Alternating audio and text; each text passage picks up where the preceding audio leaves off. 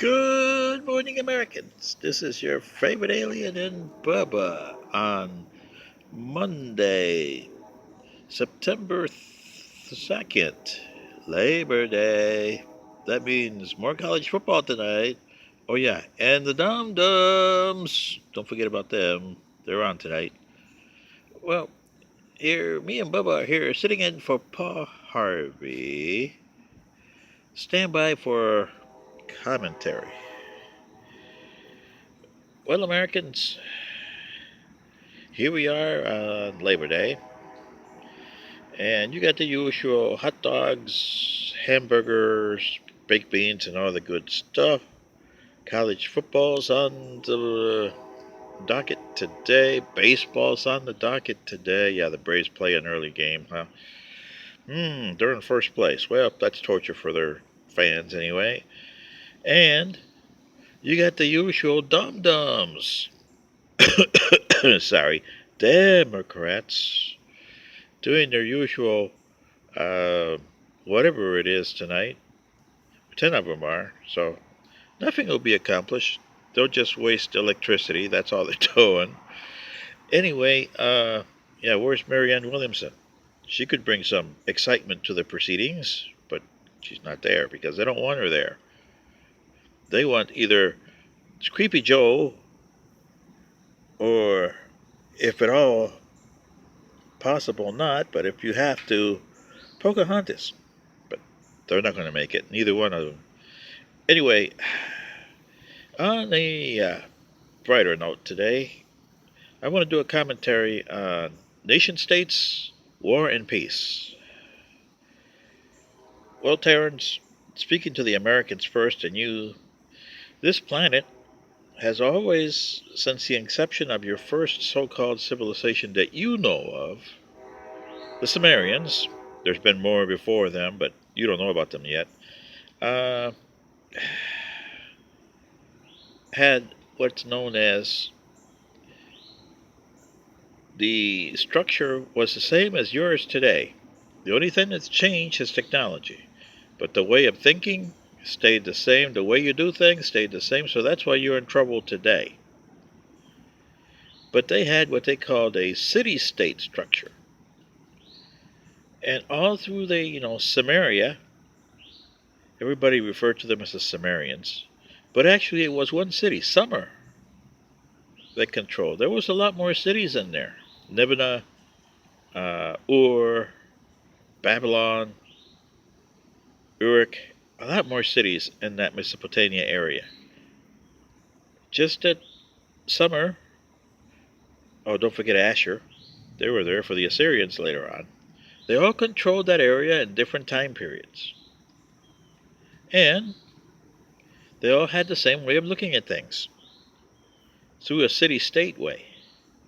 The Romans copied that because, remember, Rome was a city-state when it was established in 509 BC. It became a Roman Empire under Octavian. But it was still the same function as a city-state. That's why it went down. The United States tried to establish themselves as city-states or nation-states in 1776. They created the Articles of Confederation in 1781, and that didn't work, so they had to go through a federalism in 1789. And you're proving today that that hasn't worked either.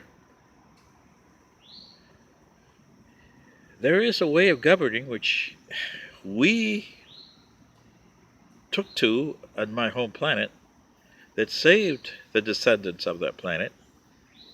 But you guys don't want to listen, so I'm not going to mention that. But anyway, the problem is that you look at it the same way here.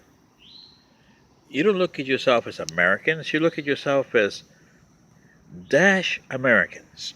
Either African Americans, Asian Americans, Latin Americans, Irish Americans, Polish Americans.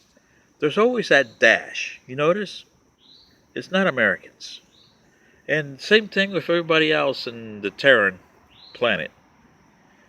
Whether you're in India, China, or whatever, you're either Mandarin, you're Cantonese in China, Oh, you got all these Sikhs in India and the other things.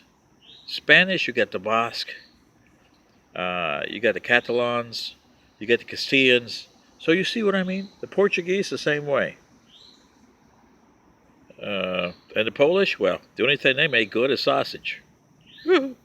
Oh, and polish remover, remember? That makes good. But anyway, this is what I'm saying, Americans. As far as that, you don't even know the form of government you want. And your structure, social structure, has been deteriorating. It's even worse than it was during the Sumerians. That's terrible because you got more technology that's more dangerous today than they did. As for war and peace, well, you don't want either. Too much war will erase you from the planet. Too much peace will erase you from the planet. Can you imagine having 100 years of peace? Really? Man, you can't stand 100 years of peace. You have to be over there killing people. That's what your definition is. And war. Look at the United States. About 17 years of war over what in Afghanistan? They're not winning anything. They're not accomplishing anything. Afghanistan is Afghanistan. Alexander the Great found that out, and a lot of other armies since then, even the Russians. Why do you think they left in 1989? It was a no-win situation there. So this is what I'm saying, Americans, on this Labor Day. Labor this. Your country's going on a hell in a handbasket and will be disintegrating soon. You got less than 5 years to go to disintegration. What are you going to do? There are people that you should be listening to, but they don't have their eggs in the basket either. But they're going about it in the right way. One, Marianne Williamson, and people like her. You got what you call crazy people like the Patriot nurse. Well, she's more into guns, which to her detriment, that's not good. But if she would stick to her other stuff instead of the gun stuff, she would do good because she's got some good things going on there. Except that you can't be gun happy. Weapons happy, no. Well, I learned that at my last planet. My ancestors, I can watch videos of them when they used to have guns. And their guns were more powerful than yours. Woo!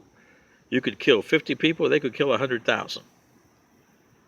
So, this is your favorite alien and Bubba, sitting in for Paul Harvey today, saying good day, Americans and Terrans. And think about where you stand today, huh? Because you're in the abyss of a precipice here. Thanks.